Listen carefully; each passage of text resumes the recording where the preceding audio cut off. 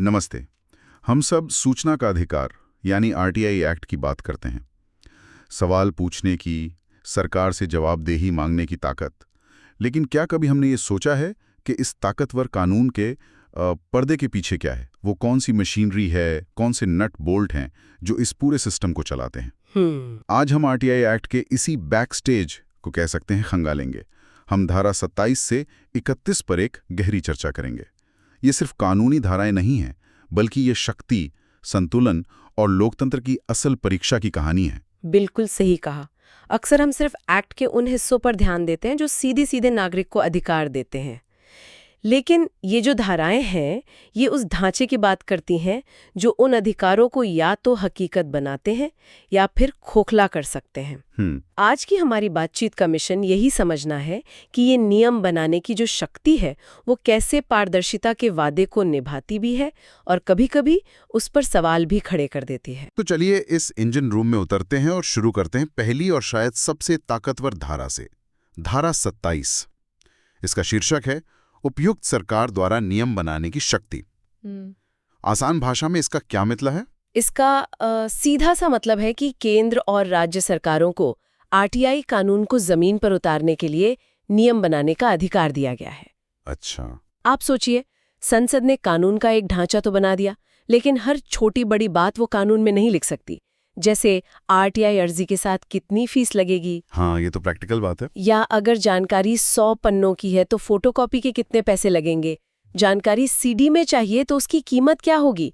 ये सारी व्यावहारिक चीजें सरकार नियमों के जरिए ही तय करती हैं। ये तो ठीक है, मतलब ये तो जरूरी भी लगता है। लेकिन क्या ये एक तरह का खाली चेक नहीं है जो संसद सरकार को दे देती है? अगर सरकार चाहे तो नियम बनाकर आरटीआई की फीस इतनी ज्यादा बढ़ा दे कि आम आदमी अर्जी ना दे पाए तो? बिल्कुल, आप बिल्कुल सही जगह पर पहुंचे हैं। यही इस धारा का सबसे अहम और कह सकते हैं विवादास्पद पहलू है।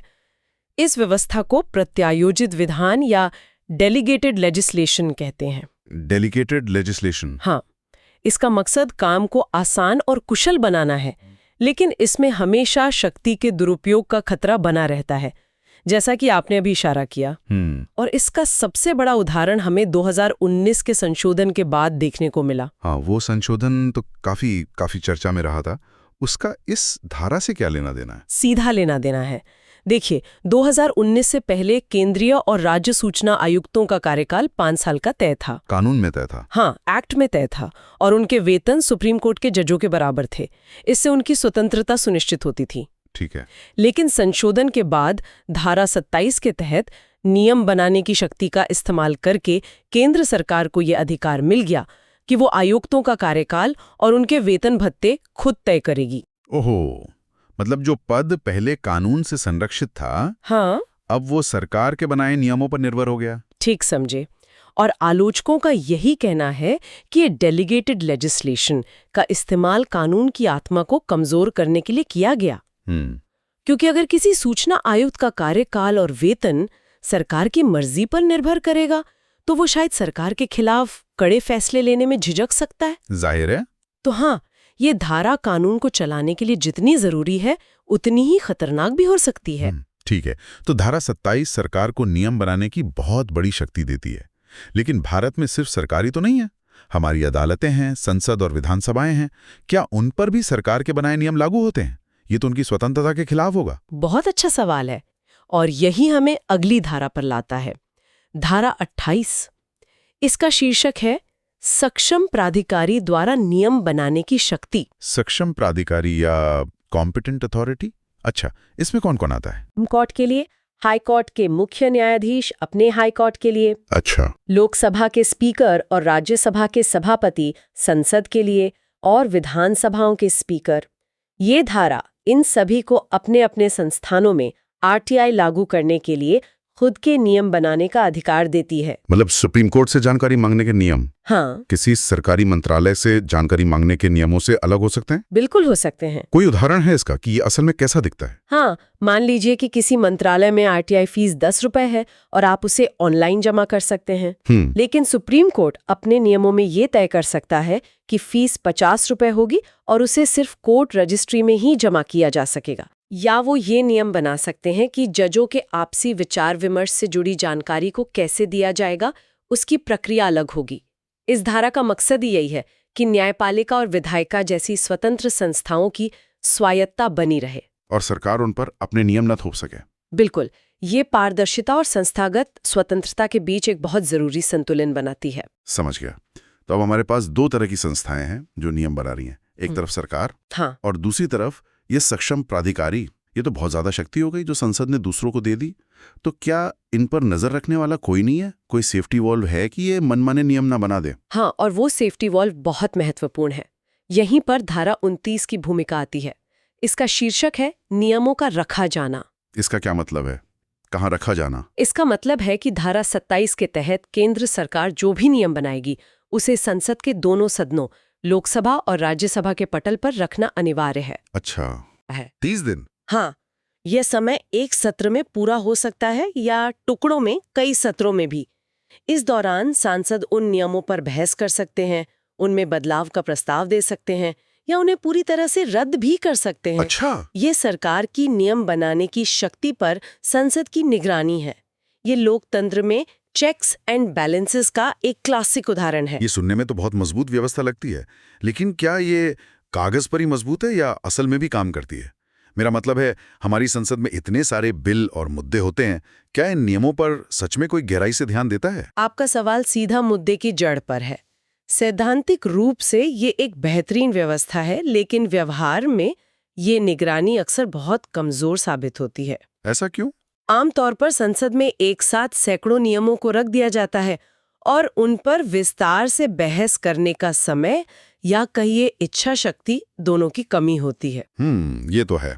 ज्यादातर मामलों में ये एक औपचारिकता बनकर रह जाता है। तो क्या कोई ऐसा मामला याद है जहां संसद ने आरटीआई से जुड़े किसी नियम को सरकार के पास वापस भेज दिया हो या उसे बदला हो? देखिए, मुझे आरटीआई के संदर्भ में कोई बड़ा मामला तो याद नहीं है जहां संसद ने सरकार के बनाए नियमों को खारिज किया हो। तो ये एक ऐसा सुरक्षा वाल्व है जो मौजूद तो है, लेकिन जिसका इस्तेमाल शायद ही कभी होता है। पर हाँ, इसका होना ही अपने आप में एक डिटरेंट, मतलब एक निवारक का काम करता है, पर इसकी प्रभावशीलता पर हमेशा एक सवालिया निशान बना रहता है। ये तो थोड़ी निराशाजनक बात है। खैर, आगे बढ़ते हैं। किसी भी नए कानून को लागू करने में शुरुआती दौर में कुछ दिक्कतें तो आती हैं जी। क्या आरटीआई एक्ट में ऐसी किसी शुरुआती, मतलब टीथिंग प्रॉब्लम से निपटने का कोई इंतजाम था? हाँ, बिल्कुल था, और वो था धारा 30 में, जिसका शीर्षक है कठिनाइयों को दूर करने की शक्ति। ये सुनने में तो बहुत व्यापक शक्ति लगती है। थी, लेकिन इस पर दो बहुत महत्वपूर्ण शर्तें थी। अच्छा। पहली, ये शक्ति केंद्र सरकार को सिर्फ कानून लागू होने की तारीख से 2 साल की अवधि के लिए दी गई थी। सिर्फ 2 साल के लिए? जी। इसका मकसद था कि अगर कानून को लागू करने में कोई शुरुआती व्यवहारिक समस्या आए तो सरकार उसे एक आदेश जारी करके तुरंत ठीक कर सके, बिना संसद में संशोधन की लंबी प्रक्रिया से गुजरे। एक तरह का फर्स्ट एड बॉक्स। बिल्कुल, यही सही शब्द है। और दूसरी शर्त? दूसरी शर्त ये थी कि इस धारा के तहत जारी किया गया हर आदेश धारा 29 की तरह ही संसद के सामने रखना अनिवार्य था। और सबसे महत्वपूर्ण बात, 2 साल की समय सीमा ये पक्का करती थी कि सरकार इस शक्ति का दुरुपयोग करके कानून में स्थायी बदलाव न कर सके। मतलब ये कानून को बदलने का कोई पिछला दरवाजा नहीं था? नहीं, बिल्कुल नहीं। ये सिर्फ एक अस्थायी उपाय था। 2005 में कानून लागू हुआ और 2007 में ये धारा अपने आप समाप्त हो गई। बिल्कुल साफ है। एक सीमित समय का टूलकिट जो अब इस्तेमाल में नहीं है। और अब हम पहुंचते हैं इस श्रृंखला की आखिरी कड़ी पर। एक नया मजबूत कानून आया, तो पुराने कानून का क्या हुआ? उसके लिए है हमारी आखिरी और सबसे सीधी साधी धारा, धारा 31, जिसका शीर्षक है निरसन, यानी रिपील। इसका तो मतलब साफ है, रद्द करना। एकदम। ये धारा बस इतना कहती है कि पुराना कानून यानी सूचना की स्वतंत्रता अधिनियम 2002 को निरस्त किया जाता है, यानी रद्द कर दिया जाता है। वो 2002 का कानून बन तो गया था, लेकिन कभी पूरी तरह से लागू ही नहीं हो पाया था और बहुत कमजोर भी था। तो इस छोटी सी धारा का महत्व क्या है? इसका महत्व है कानूनी स्पष्टता लाना। क्लैरिटी। हाँ, क्लैरिटी। ये किसी भी तरह के भ्रम को खत्म करती है।